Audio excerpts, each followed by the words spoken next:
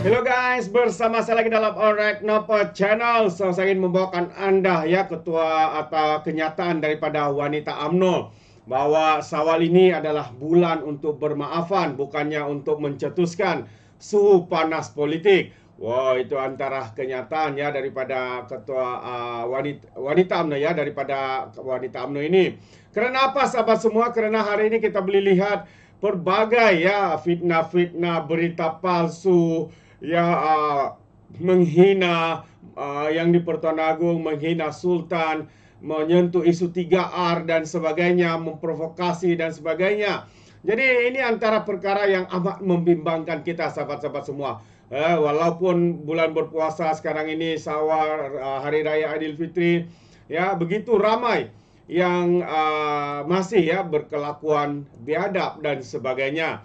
Jadi hari ini kerajaan digesa untuk mengambil tindakan tegas terhadap individu yang didakwa memuat naik hantaran di media sosial menghina yang di Pertuan Agong. Ketua Wanita UMNO, Datuk Seri Dr. Noraini Ahmad berkata, kenyataan tidak menghormati institusi raja bukan budaya di negara ini. Katanya kenyataan yang dibuat itu jelas bertentangan dengan prinsip rukun negara dan mampu menjejaskan keharmonian rakyat Malaysia yang berbilang agama dan bangsa. Katanya wanita UMNO menzahirkan rasa kesal di atas sebuah hantaran Facebook milik seorang pemimpin politik muda di sebuah negeri ini baru-baru ini yang jelas memperlekehkan institusi raja-raja dan kesucian agama Islam di negara ini. Tindakan tegas ya seperti ini amat penting sebagai pengajaran kepada semua pihak supaya lebih peka dan bertanggungjawab dalam mengulas isu-isu sensitif ya berkaitan dengan 3R, yaitu agama, bangsa dan juga institusi raja-raja, katanya dalam satu kenyataan. Beliau berkata bulan Syawal adalah bulan untuk bermaafan, bukan untuk mencetus suhu panas politik. Justru wanita UMNO menyeru seluruh rakyat Malaysia untuk terus menjaga perpaduan dan keharmonian demi kesejahteraan negara. Dalam antara yang dipercayamu sudah dipadamkan itu, seorang individu yang didakwa pengarah media baru Pemuda PAS Selangor menyatakan tidak akan menandatangan ketika doa dibaca untuk Sultan dan Agung ketika solat Jumaat. Jadi dinyatakan juga doanya hanya diberi kepada pemimpin yang meletakkan agama sebagai nomor satu dan memperjuangkan serta mempertahankan Islam ketika agama itu diancam. Jadi inilah sahabat-sahabat semua, ya kita lihat ya bahwa ajaran daripada sebuah parti itu sudah terpesong jauh, ya apalagi ya pemimpin Perikatan Nasional ini pernah menyatakan bahwa parti ini adalah sebuah parti ajaran sesat. Tu Dr. Mahathir Mohamad juga menggesa ya ataupun membuat kenyataan perkara yang sama ya berkaitan dengan parti ini. Dan inilah antara bukti-buktinya sahabat-sahabat semua, pemimpin-pemimpin muda mereka dengan secara terus terang ataupun terang-terang ya membuat kenyataan-kenyataan yang kita boleh anggap sebagai satu kenyataan yang biadab, satu kenyataan yang menghina dan juga menghasut untuk membenci. Apatah lagi apa yang dikatakan itu melibatkan sultan, raja-raja dan yang di Pertuan Agong kita.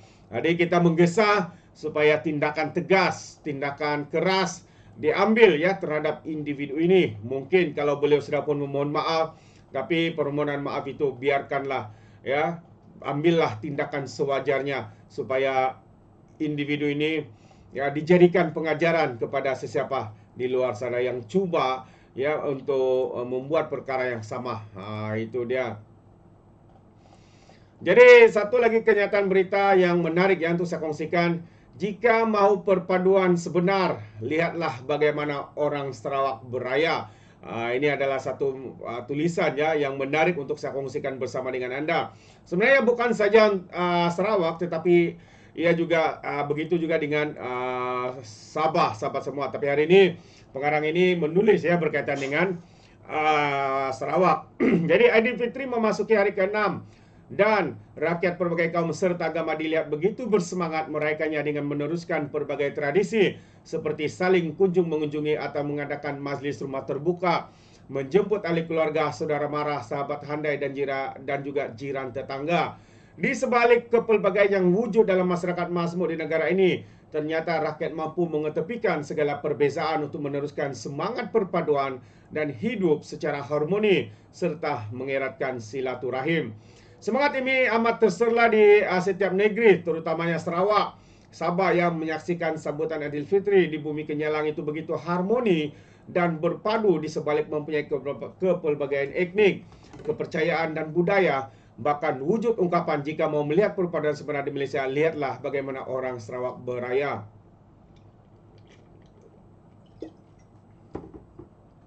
Perpaduan dan keharmonian hidup berbagai etnik serta kaum di Sarawak diakui unik serta disifatkan menggambarkan semangat sebenar, kebersamaan serta toleransi hidup menerusi sambutan Aidilfitri, bahkan amat dituntut dalam ajaran Islam. Jadi kalau kita lihat sahabat semua, antara gambar-gambar ya rumah terbuka yang baru-baru ini diadakan di Sarawak ya, ini antara gambar-gambarnya memang satu yang terbaik sahabat-sahabat semua. Kita boleh nampak ya rakyat berbilang bangsa, agama merayakan Aidilfitri bersama-sama, sahabat-sahabat semua ya, tanpa ada prasangka dan sebagainya. Demi apa? Untuk merayakan merayakan Aidilfitri, sahabat-sahabat semua.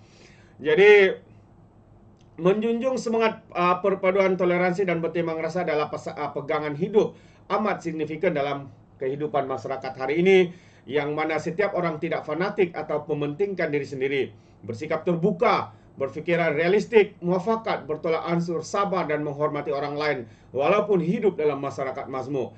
Islam sendiri menggalakkan, kata penulis ini, Islam sendiri menggalakkan toleransi antara kaum walaupun mempunyai berbagai kepercayaan, dengan syarat tidak menjejaskan kesucian agama, tidak membahayakan keutuhan masyarakat. Ya, Imam Al-Qutubi menyatakan Allah memberikan kelonggaran kepada umat Islam untuk menjalinkan hubungan dengan mereka yang tidak memusuhi Islam, selain membenarkan masyarakat Islam menerima pendamaian atau perjanjian persahabatan dengan orang kafir. Semangat inilah yang dipanggil silaturahim, katanya, yang harus dipertahankan, dijunjung dan dipelihara setiap masyarakat di negara ini, terutama dengan menjaga serta menghormati sensitiviti agama dan kaum. Perpaduan menerusi silaturahmi ini akan mewujudkan masyarakat bersatu padu dan harmoni. Justru semua pihak harus berganding bahu dan tidak mengharapkan kerajaan semata-mata dalam mewujudkan perpaduan dan keharmonian antara kaum, sekaligus mewujudkan kemakmuran dalam negara kita. Dan kita perlu bernolak sikap bagai enau dalam belukar melepaskan pucuk masing-masing. Sebaliknya terus menyemarakan semangat maaf zahir batin ketika sawal bagi memelihara perpaduan. Terbaik ya ulasan pengarang daripada seorang pengarang dan juga ya yang memberikan ulasan ini, sahabat-sahabat semua. Dan jelas ya bahwa beliau menyatakan kalau nak lihat sebenar erti perpaduan, lihatlah ya di Sarawak, tidak juga terkecuali di Sabah, sahabat-sahabat semua. Yang mana apapun perayaan, semua rakyat berbilang kaum, bangsa, agama ya boleh bersama-sama untuk meraihkan perayaan. Karena apa? Karena inilah sikap toleransi yang begitu tinggi. Tidak ada yang begitu prasangka kepada bangsa-bangsa lain, sahabat-sahabat semua. Jadi mungkin ya kalau di Semenanjung mau belajar cara itu seperti mana dikatakan oleh pengarang ini, lihatlah Sarawak, lihatlah Sabah. Itu antara kenyataan yang begitu hebat ya daripada pengarang ini. Jadi terima kasih sahabat semua, sampai di sini saja. Sekiranya Anda mau berikan sebarang komen, pandangan, Anda boleh berikan di dalam ruangan komen. Terima kasih. Izinkan saya untuk mengundurkan diri, dan seperti biasa peribahasa mengatakan, tak apa-apa kangkap, 2 tahun keinginan. Dalam bahasa Melayunya, tepuk dada, tanya selera. Sekian saja daripada Alright Nampak Channel. Saya kita berjumpa lagi. Bye-bye.